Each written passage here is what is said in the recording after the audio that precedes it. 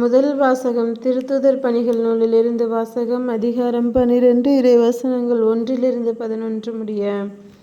அக்காலத்தில் ஏரோது அரசன் திருச்சபையை சார்ந்த மக்கள் சிலரை பிடித்து கொடுமைப்படுத்தினான்.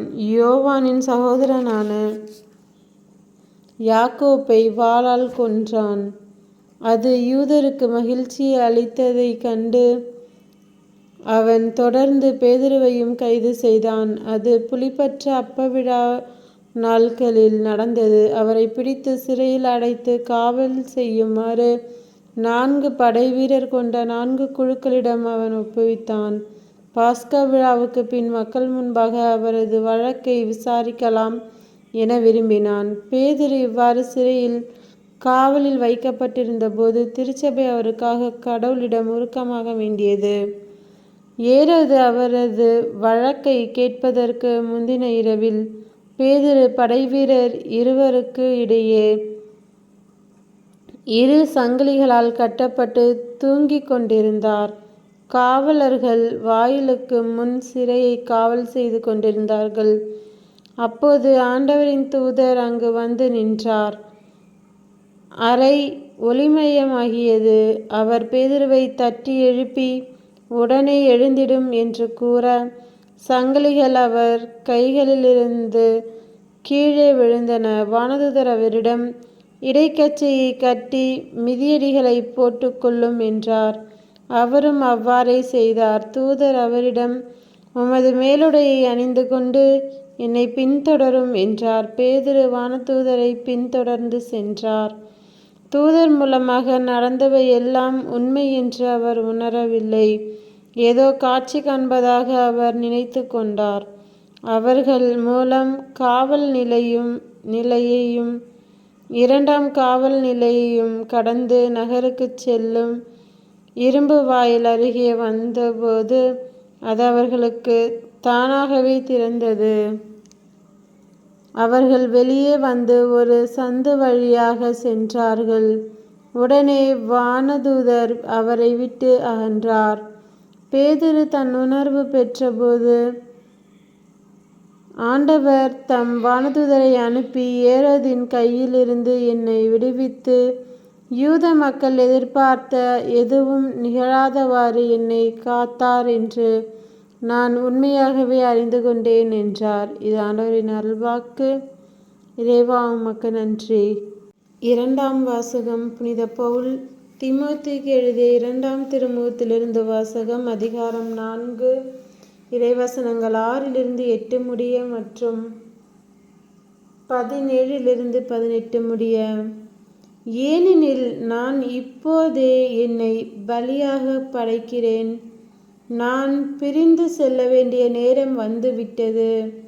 நான் நல்லதொரு போராட்டத்தில் ஈடுபட்டேன். என் ஓட்டத்தை முடித்து விட்டேன். விசுவாசத்தை காத்து கொண்டேன்.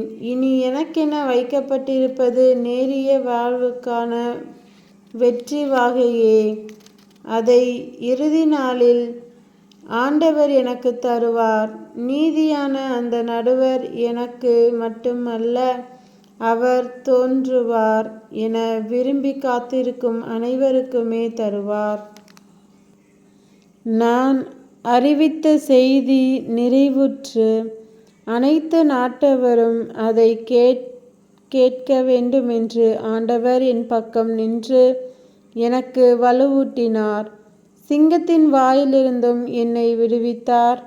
தீங்கு அனைத்திலிருந்தும் அவர் என்னை விடுவித்து தம் விண்ணரசில் சேர்த்து எனக்கு மீட்பளிப்பார். அவருக்கே என்றென்றும் மாட்சி உரித்தாகுக. ஆமேன். இது ஆண்டவர் வழங்கும் அருள்வாக்கு. இறைவா உமக்கு நன்றி. நற்செய்தி வாசகம். புனித மத்தேயு எழுதிய நற்செய்தியிலிருந்து வாசகம். அதிகாரம் 16, இறைவசனங்கள் 13-19 முடிய.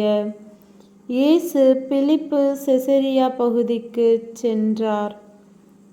அவர் தம் சீடரை நோக்கி, மானிட மகன் யார் என்று மக்கள் சொல்கிறார்கள் என்று கேட்டார். அதற்கு அவர்கள், சிலர் திருமுழுக்கு யோவான் எனவும் வேறு சிலர் எலியா எனவும் மற்றும் சிலர் எரேமியா அல்லது பிற இறைவாக்கினருள் ஒருவர் என்றும் சொல்கின்றனர் என்றார்கள். ஆனால் நீங்கள் நான் யார் என சொல்கிறீர்கள் என்று அவர் கேட்க,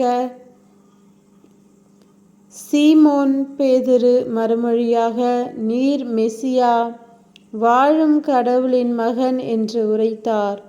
அதற்கு இயேசு, யோனாவின் மகனான சீமோனே, நீ பேறு பெற்றவன், ஏனெனில் எந்த மனிதரும் இதை உனக்கு வெளிப்படுத்தவில்லை, மாறாக விண்ணகத்திலுள்ள என் தந்தையே வெளிப்படுத்தியுள்ளார். எனவே நான் உனக்கு கூறுகிறேன், உன் பெயர் பேதுரு, இந்த பாறையின் மேல் என் திருச்சபையை கட்டுவேன், பாதாளத்தின் வாயில்கள் அதன் மேல் வெற்றி கொள்ளா.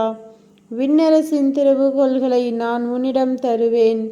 மண்ணுலகில் நீ தடை செய்வது விண்ணுலகிலும் தடை செய்யப்படும், மண்ணுலகில் நீ அனுமதிப்பது விண்ணுலகிலும் அனுமதிக்கப்படும் என்றார். இது கிறிஸ்துவின் நற்செய்தி. கிறிஸ்துவே உமக்கு புகழ்.